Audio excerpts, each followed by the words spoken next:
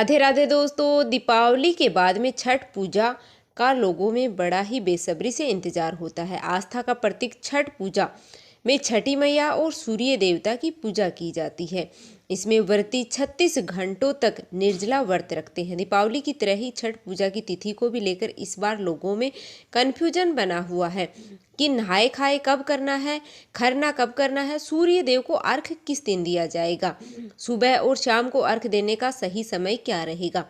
तो आज की वीडियो में हम आपको छठ पूजा के बारे में संपूर्ण जानकारी है वो देने वाले हैं। छठ पूजा की अगर बात करें तो मुख्य रूप से यह त्यौहार बिहार, झारखंड और उत्तर प्रदेश में मनाया जाता है, लेकिन आप देश के कई अन्य राज्यों में और विदेशों में रहने वाले हिंदू लोग भी इस त्योहार को धूमधाम से मनाने लगे हैं।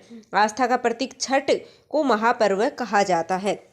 इस पूजा में छठी मैया और सूर्य देवता की पूजा श्रद्धा भाव से की जाती है। दीपावली के ठीक 6 दिन बाद में छठ पर्व मनाया जाता है। यह जो पर्व होता है वह पूरे 4 दिनों तक चलता है, जिसकी शुरुआत होती है नहाए खाए और खरना से, और फिर डूबते हुए और उगते हुए सूर्य देव को अर्घ दिया जाता है। इसमें व्रती नदी में कमर तक जल में प्रवेश करके और सूर्य देवता को अर्घ दे करके उनकी पूजा और फिर परिक्रमा करते हैं।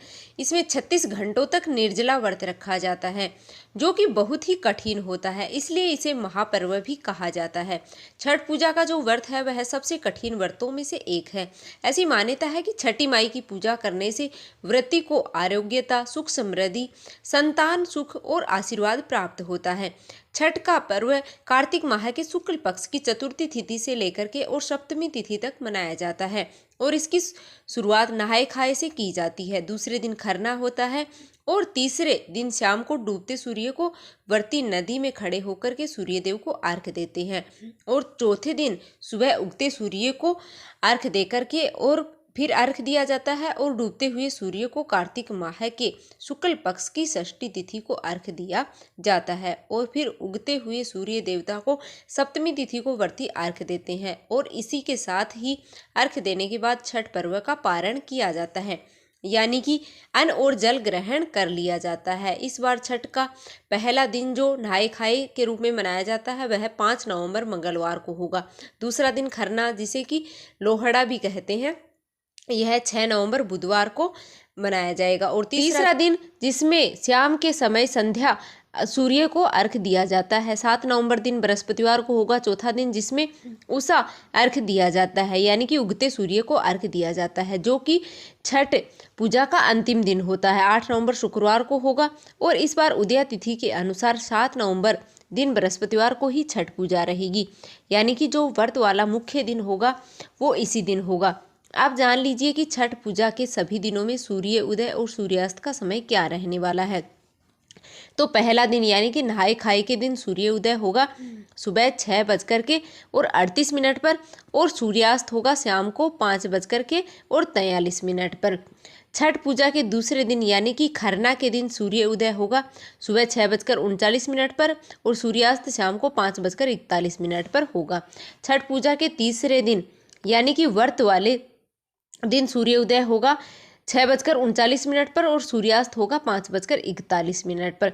छठ पूजा के चौथे दिन यानी कि 8 नवंबर शुक्रवार को सूर्य उदय होगा 6:40 पर, जिसमें उगते हुए सूर्य को अर्घ देने का विधान है, और उसके बाद में पारण किया जाता है। छठी तिथि प्रारंभ होगी 6 नवंबर बुधवार को मध्य रात्रि 12:42 से, और 7 नवंबर बृहस्पतिवार को मध्य रात्रि 12:34 पर यह तिथि समाप्त होगी। बृहस्पतिवार को सारा दिन षष्ठी तिथि विद्यमान रहेगी, और सप्तमी तिथि प्रारंभ होगी 7 नवंबर बृहस्पतिवार को मध्य रात्रि 12:35 पर, जिसकी समाप्ति होगी 8 नवंबर शुक्रवार की रात 11:56 पर। 8 नवंबर शुक्रवार को सप्तमी तिथि सारा दिन रहेगी। अब जानिए कि व्रत का पारण आपको किस शुभ मुहूर्त में करना है। तो व्रत का पारण 8 नवंबर शुक्रवार को सुबह 6:40 के बाद किया जाएगा।